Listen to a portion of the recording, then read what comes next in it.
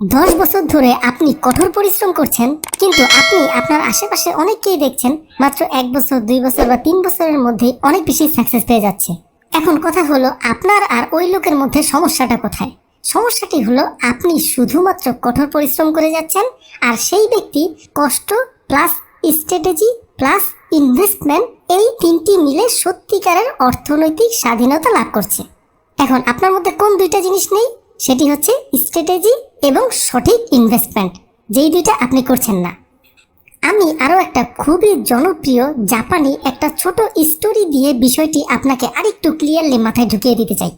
সেটি হচ্ছে, আপনাকে এবং আরেক ব্যক্তিকে দুইটা ভোতা কুড়াল দেওয়া হলো দুটি গাছ কাটার জন্য।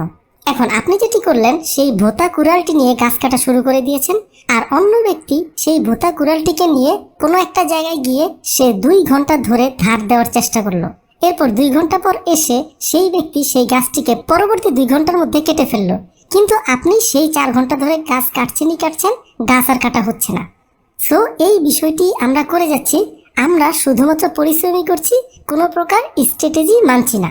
এই ভিডিওতে আমি আপনাদের 4টা এমনই জাপানি স্ট্র্যাটেজি শেয়ার করব, মানে কৌশল শেয়ার করব। এই 4টি কৌশল জানার পর আপনাকে আর হয়তোবা পেছনে ফিরে তাকাতে হবে না, বা আপনি যে এই যে কঠোর পরিশ্রম করছেন, সেই কঠোর পরিশ্রমকে কিভাবে স্মার্ট পরিশ্রমে পরিবর্তন করা যায়, সেই বিষয়টিও আপনি ক্লিয়ারলি বুঝতে পারবেন। সো ভিডিওটি খুবই গুরুত্বপূর্ণ, একটু মনোযোগ দিয়ে দেখার চেষ্টা করুন। সবার প্রথম লেসনটি হলো কাইজেন লেসন। দেখুন, কাইজেন মানে প্রতিদিন 1% করে নিজেকে উন্নতি করা। বিষয়টি আপনাদের একটা এক্সাম্পল দিয়ে একটু ক্লিয়ারভাবে বলি, আপনারা বুঝে যাবেন। আচ্ছা, আপনাকে যদি বলা হয় একটা 5তলা বিল্ডিংকে আপনাকে একাই পুরো বিল্ডিংটাকে ভাঙতে হবে। এখন এই কথা শুনে সবার প্রথম আপনার মাথায় কি আসবে? ওরে ভাই, 5তলা একটা বিল্ডিং আর আমি একা, এটা কিভাবে সম্ভব? কিন্তু একটা জাপানি লোককে যদি এই সেম জিনিসটা দেওয়া হয়, তাহলে সে কি ভাববে জানেন? সে ভাববে, আমি প্রতিদিন 2 থেকে 3 ঘন্টা কাজ করব। এই 2-3 ঘন্টায় আমি একটা দেয়াল বা 2টা দেয়াল বা ছাদের কোনো একটা অংশ প্রতিদিন একটু একটু করে ভাঙবো। 1 থেকে 2 মাস 3 মাস বিল্ডিংটা কমপ্লিট হয়ে যাবে। এখন দেখুন, জাপানি মানুষ এবং আমাদের মধ্যে চিন্তা ভাবনায় কত বড় ফারাক। আমরা আগেই মাথার মধ্যে পাহাড় নিয়ে নিই, কিন্তু তারা এটি করে না। তারা প্রতিদিন একটু একটু করে কাজ করে যায় সারা জীবন। তাদেরকে যদি আপনি বলেন পাহাড় কেটে ফেলতে, তারা একাই পাহাড় কেটে ফেলবে, কারণ তারা এটা ভাবে না পাহাড়টা কত বড়, কত দিনে কাটবো। তারা এটা ভাবে প্রতিদিন আমি অল্প অল্প করে কাজ করে যাব। তাই জাপানিজ মেথড অনুযায়ী আপনি প্রতিদিন নিজেকে 1% করে উন্নতি করুন। আপনি যেই কাজটি করছেন, যেই বিজনেসটি করছেন, সেখানে রাতারাতি 1-2 দিনের মধ্যে, 1 সপ্তাহের মধ্যে অনেক উন্নতি করে ফেলতে পারবেন, এটি সম্ভব না। আপনি প্রতিদিন 1% করে আপনার বিজনেসকে একটু একটু করে উন্নতি করুন, একটু একটু করে ইনকাম বাড়ান, নিজের বাজে হ্যাবিটগুলোকে একটু একটু করে 1% করে প্রতিদিন উন্নতি করার চেষ্টা করুন। দেখবেন লাইফে আপনি কোথাও ঠেকবেন না। আবার আপনি যদি প্রতিদিন 100 টাকা করে জমান, মাসে 3000 টাকা হবে, বছরে অনেক টাকা হবে। টাকা জমানোর ক্ষেত্রে, টাকা ইনভেস্ট করার ক্ষেত্রেও এই কাইজেন মেথড খুব ভালো কাজ করে। সো জাপানি এই কথাটা মাথায় ফিক্স করে রাখুন, ছোট কিন্তু ধারাবাহিক পরিবর্তনই বড় সাফল্যের জন্ম দেয়। এরপরের লেসনটি হচ্ছে ইকিগাই। ইকিগাই আপনারা অনেকেই শুনেছেন, এটা অনেক বিখ্যাত একটা মেথড। বাংলায় করলে যেটি হয়, কাজ এবং আয়ের মাঝে মানসিক শান্তি তৈরি করা। দেখুন, আমাদের দেশগুলোতে খেয়াল করলে দেখবেন, আমি সিভিল ইঞ্জিনিয়ারিং করেছি, কিন্তু আমি মার্কেটে শোরুম দিয়ে বিজনেস করছি। আবার আমার মনের মধ্যে বিজনেস করার খুব ইচ্ছা, কিন্তু আমি ব্যাংকার হয়ে গিয়েছি। মানে আমাদের দেশগুলোতে মানুষ যেটা চায়, যেটা তার মন থেকে আসে, যেটা তার ব্রেন অটোমেটিক চিন্তা করে, সেই কাজটা আমরা না করে অন্য কাজে শিফট হয়ে যাই। অনেকটা বিপদে পড়েই শিফট হতে হয়। আর এই জিনিসটা জাপানিরা কখনোই করে না। তারা এমন কোনো একটা কাজ খুঁজে বের করে, যেটাকে তারা আসলেই মন থেকে ভালোবাসে, যেটির মার্কেটে দরকার এবং যেটিতে সেই ব্যক্তি নিজেও দক্ষ এবং সেটা থেকে তার আয়ও হবে। এইরকম একটা কাজ তারা খুঁজে বের করে এবং সেই কাজটি সারা জীবন ধরে করে যায়। জাপানি মানুষরা প্রায় 100 বছরের কাছাকাছি এবং কিছু কিছু শহরে সবাই 100 বছরের উপরে বাঁচে।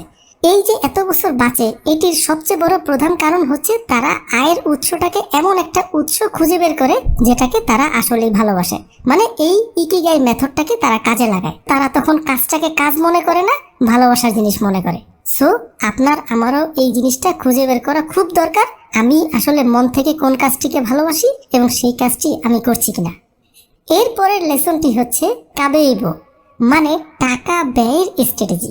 দেখুন, আপনি যদি 1 লক্ষ লোককে টাকা আয়ের স্ট্র্যাটেজি সম্পর্কে বলতে বলেন বা শুনেছি কিনা জিজ্ঞাসা করেন, তারা সবাই বলবে হ্যাঁ ভাই জানি।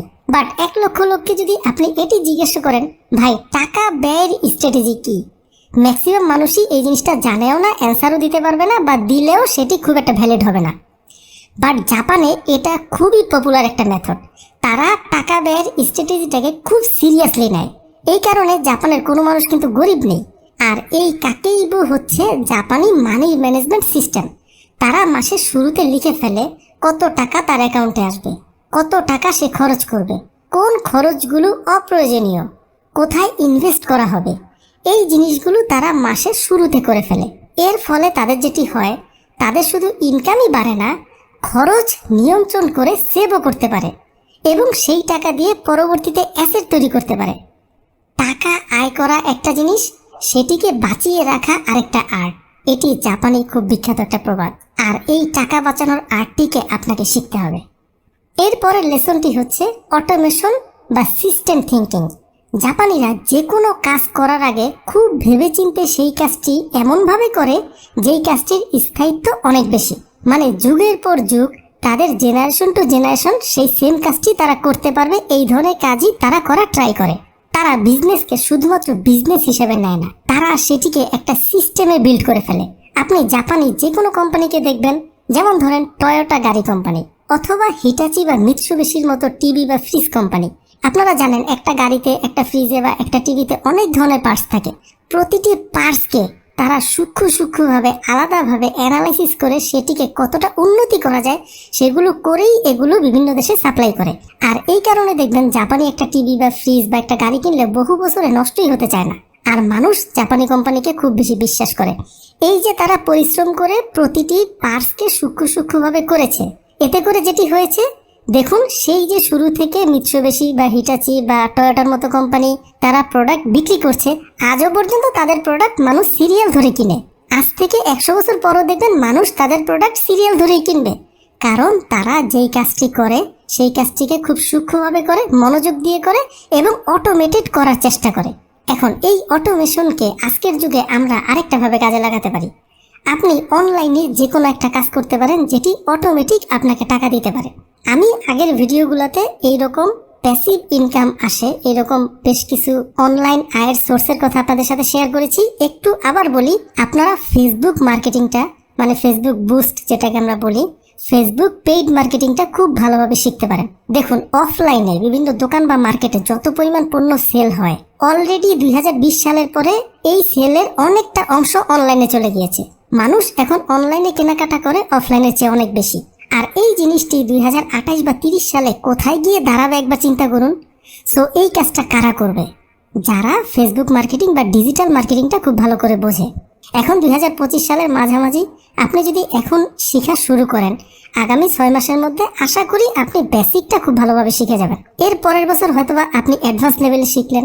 এরপরে 2027, 28, 29, 30-এর এই যে বিজনেস শিফটিং হবে অনলাইনে, ওই সুযোগটা তো আপনি ধরতে পারবেন এবং আপনি ডিজিটাল মার্কেটিং শিখলে যে কোনো পণ্য সেল করতে পারবেন। সো আপনারা যেই কাজটাই করছেন, আপনি চাকরি করেন, বিজনেস করেন, যাই করেন, একটু সময় নিয়ে অনলাইনে ফেসবুকে, ইউটিউবে প্রচুর পরিমাণ ভিডিওস রয়েছে এই ডিজিটাল মার্কেটিং, অনলাইন মার্কেটিং নিয়ে। আপনারা যদি সময় পান একটু করে শিখতে পারেন। এখন অনেকেই কমেন্ট করে বলবেন, ভাই এগুলো তো অনেক কষ্টের কাজ, কঠিন কাজ, কিভাবে শিখবো? আপনি যদি এই কমেন্টটি করেন তাহলে আপনার অবস্থা সেই বিল্ডিং এর মতো, আপনি পুরো বিল্ডিং মাথায় নিয়ে নিয়েছেন। এটা করা যাবে না। প্রতিদিন একটু করে শিখে 6 মাস বা 1 বছর ধরে শিখতে হবে। 1 বছরের জিনিস একদিনে মাথায় নিয়ে নেওয়া যাবে না। এখন আপনারা যারা আসলেই টাকা ইনকাম করতে যাচ্ছেন কিন্তু টাকা ইনকাম করার কোনো পথই খুঁজে পাচ্ছেন না, তাদেরকে আমি বলতে চাই টাকা ইনকাম করারও কিছু নিয়ম রয়েছে। আর এই নিয়মগুলো আমি এই ভিডিওতে শেয়ার করেছি। আপনাদের হাতে সময় থাকলে এই স্ক্রিনে ক্লিক করে ভিডিওটি সম্পূর্ণ দেখে নিতে পারেন। পাশাপাশি ভিডিওটির লিংক আমি এই ভিডিও ডেসক্রিপশন এবং কমেন্ট সেকশনে দিয়ে দিব। আপনারা চাইলে সেই জায়গা থেকেও ক্লিক করে দেখে নিতে পারেন। ভালো থাকুন, সুস্থ থাকুন।